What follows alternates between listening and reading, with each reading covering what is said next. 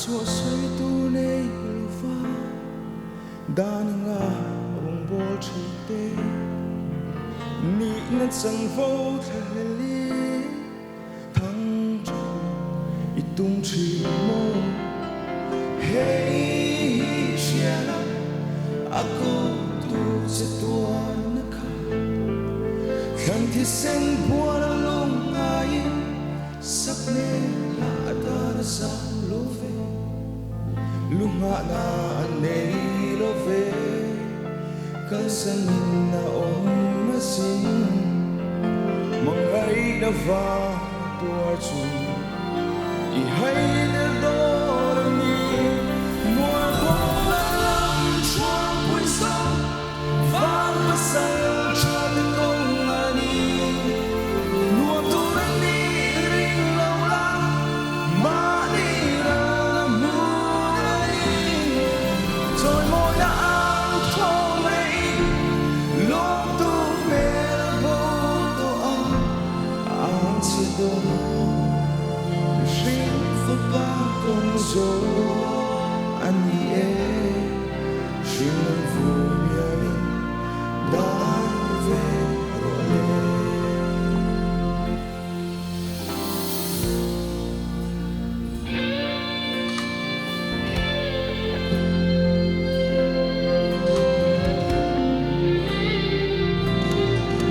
an se dong o calvary thi na sang mual puva karau fuai na nun sanga kembe a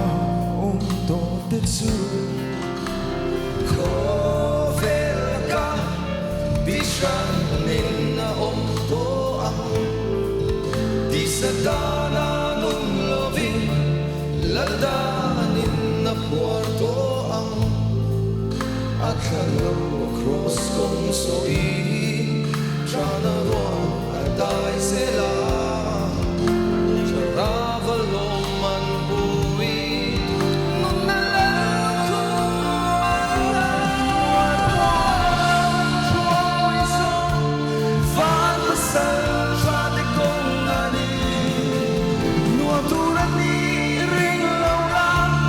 ma ni ra mu na ni rồi môi na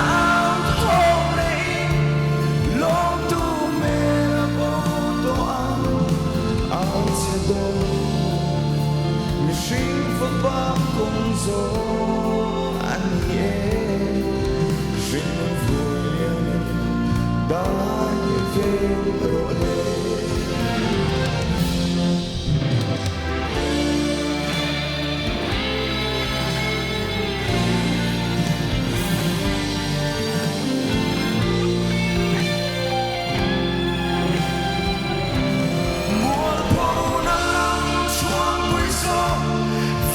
Pasal cha de kong ani nuo tu ra ni ring lo la ma ni ra mu ra ni rồi ngồi đã ao thâu re lo tu me la bo to ang se do mi shin fa pa kong zo ani e shin vu le mi da ve ro le ja na ruang se da la li so tu na ta ka mo se ma se ni se ta ka lam mi pa ka se na apa ka na re Krista randa tu ra la sia bo turam chandam kan e Christian shalai zam lo vio an che dona nei lo shin fa pa kong so an ma se shin vu ya min dai ve ro le May panggapuli chan ro sen